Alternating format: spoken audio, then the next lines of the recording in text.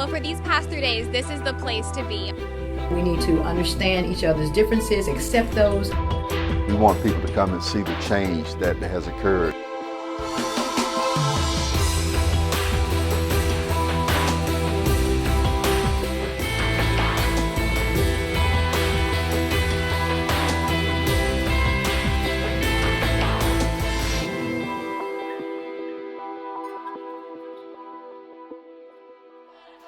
Well, we had the stepping, and we had the singing. Man, did we have the singing. Step Sing 2013 is in the books. Samford's tradition of 62 years sees Pi Kappa Phi's Nerd Show win this year's sweepstakes trophy.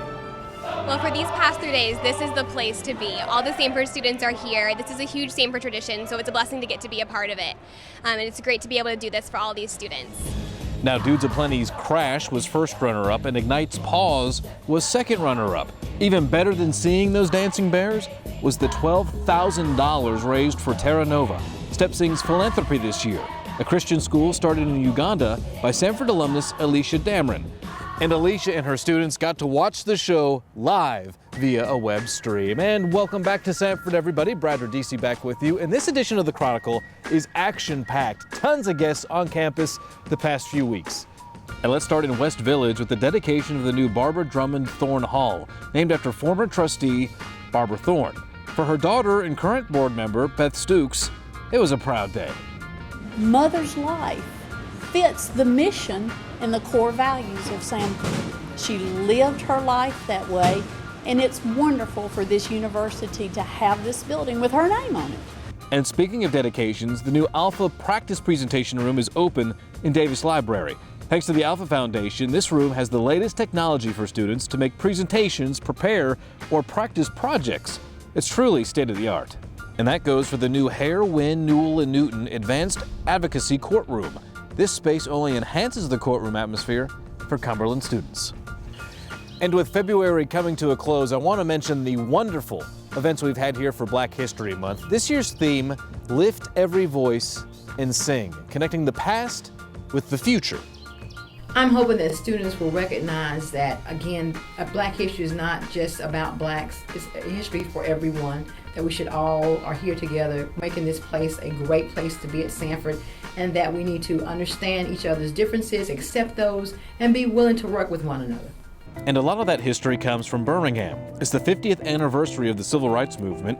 Birmingham Mayor William Bell visited campus and carried this message to students. How we can be inspired by the changes that have occurred in the past to take this community, to take this area to higher heights. You know, Birmingham and this region is known throughout the world, but it's known for its past. We want people to come and see the change that has occurred so that we can create a better future. And maybe no message during the Civil Rights Movement was stronger than Dr. Martin Luther King's I Have a Dream speech. And Samford students heard the speech in its entirety, reenacted by Wenonah High School senior Timotheus Miller. I have a dream that one day this nation will rise up and live out the true meaning of its creed. We hold these truths to be self-evident, that all men are created free at last, free at last. Thank God Almighty, we are free at last. And as you can imagine, he received a standing ovation for his talents. I was there, and it was quite the scene. And the Francis Marlin Mann Center also hosted an event related to Black History Month. The Hodges Lecture was given by an Abraham Lincoln scholar. It's the 150th anniversary of the Emancipation Proclamation, and Dr. Richard Carwardine, president of Corpus Christi College at the University of Oxford in the UK, spoke about Lincoln and his history-changing moments. Lincoln's central vision was that of the American Union, and an American Union that is a union of values. You don't fight for the Union because it's a political construct.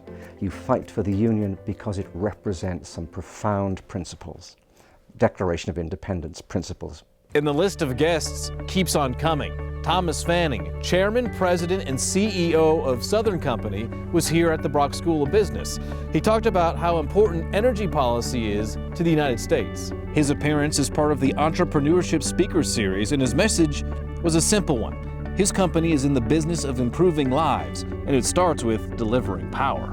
Energy policy touches 60% of GDP right now. So almost anything to do with the energy infrastructure of the United States and really the world impacts how we think about business. So there are so many aspects of getting this right that impacts how people will ultimately grow the economy, grow jobs, and grow people's personal incomes and improve their welfare. And you know who else can change lives? Your pharmacist. That was the message from Walgreens executive Dan Lucci. 300 McWhorter School of Pharmacy students were on hand to hear his speech on pharmacists and practicing accountable care. In other words, letting pharmacists be pharmacists, taking care of patients on a very personal level. And nothing is more personal than music. It touches us in so many different ways, especially when somebody sits down and plays the piano. And you know, Steinway is certainly a top name in the music business. And Ron Losby, president of Steinway & Sons Americas, was here on campus, and he talked about how his company's practices now still reflect how they did things way back when. Companies that have a mission statement, that have a guidance that they follow on a regular basis, generally will become quite successful. And I think in terms of education, and in terms of students, whatever the mission statement is of the particular school, the students need to understand what that is, and in order to execute well, they need to obviously stick to that mission statement and to understand what at the end of the curriculum they're going to become. You can tell that there's a very high standard at Samford in the arts department. These two pianists, if they're representative of all of the musicians that are being taught here, it's a very high standard. And a man that knows the piano like the back of his hand is celebrated pianist John Kimura Parker. He performed here at Samford, part of the Davis Architects Guest Series. Parker has performed for the likes of Queen Elizabeth II and the United States Supreme Court. So it was a real treat for students who received pointers during his master's class. Well, what I really love to be able to do is to take, it's like passing on a legacy a little bit, to take some of the wisdom that's been passed on to me from my teachers and try to pass some of that on to the young musicians that I hear. Now, I don't know if Bo knows piano, but I do know that Bo knows Samford. Bo Jackson is this year's featured guest at Bulldog Bash. It'll be held April 25th in the Pete Hanna Center right behind me. The money raised at the event helps out all of Samford's 17 teams. And talk about raising money, Samford alumnus Carrie Kreps did just that. She was deeply moved by the kidnapping of a 5-year-old boy here in Alabama. He was held hostage for 7 days before being rescued, and to help replace those memories with magical ones, she used Facebook to raise money and sent him to Walt Disney World. One of the most amazing parts of this whole project has been the connections that I made when I was here as a student, and as I continued to be involved as a preceptor with the pharmacy school. The people that I've met during those experiences were my biggest cheerleaders, and they were sharing it on their Facebook page, and they were retweeting it, and they really helped me get the message out there. So it was like being a part of that Samford community again. You know, it's stories like that and Alicia Dameron's that make you proud to be a Samford Bulldog.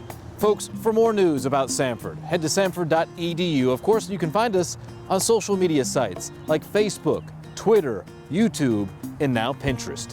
Till next time, I'm Brad Radice, and thanks for watching the Samford Chronicle.